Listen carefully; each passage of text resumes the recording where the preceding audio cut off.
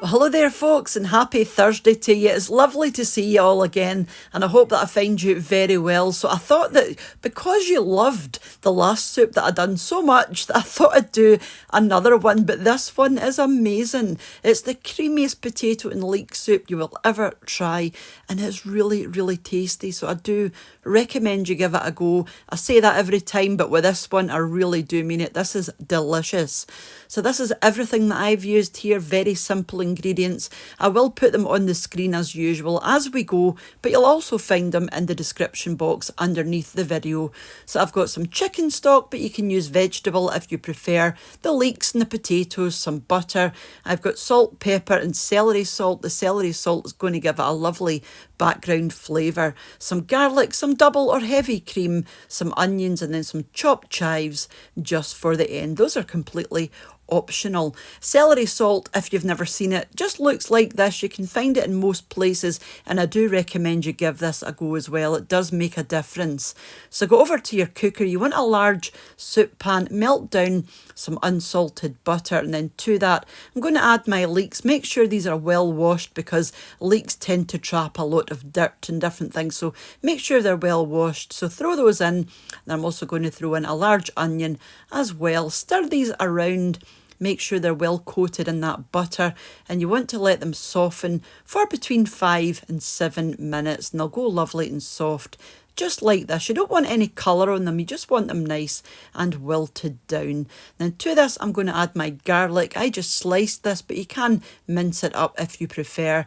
And then my salt, the celery salt, and also the fresh black pepper as well. Like I said, do try and get a hold of the celery salt because it makes such a difference in this soup. Just because it's such a delicate flavour, it really does add something. Give that a good stir around. And then to this, we're going to add the potatoes. I am using Maris Pipers, but use whatever you prefer. It really doesn't matter in this recipe. Just make sure they're peeled and washed before you add them in. Give those a good stir around, just so that everything is well combined. And then I'm going to add my stock. Like I said, I am using chicken stock, but use vegetable stock if you want to keep this vegetarian.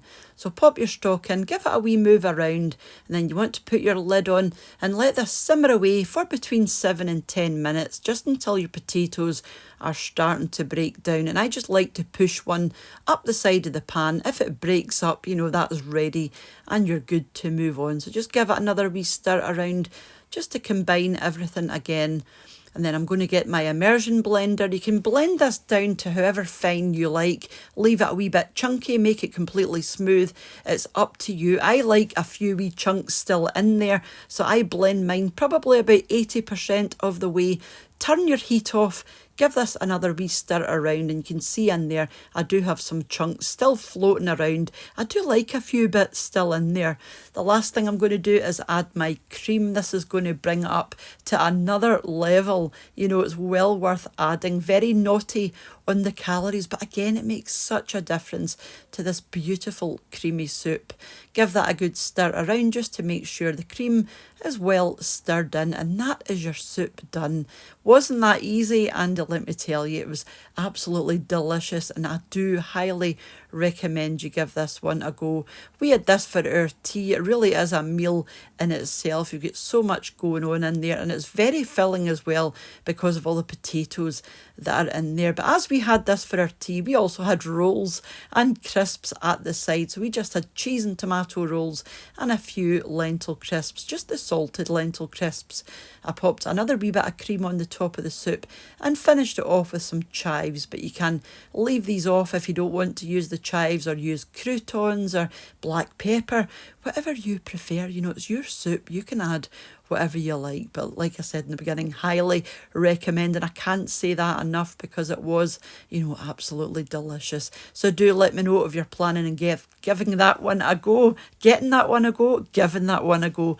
And a huge thank you to the supporters of the channel over on my Patreon page, and to the channel members here on YouTube as well, and for you all for watching and leaving your lovely comments, and for those of you that share the videos as well. It's all very much appreciated. And I will catch up with you during the week for another wee recipe for our food shopping unbagging, or back on Sunday for meals of the week. But take care until I see you. Bye now.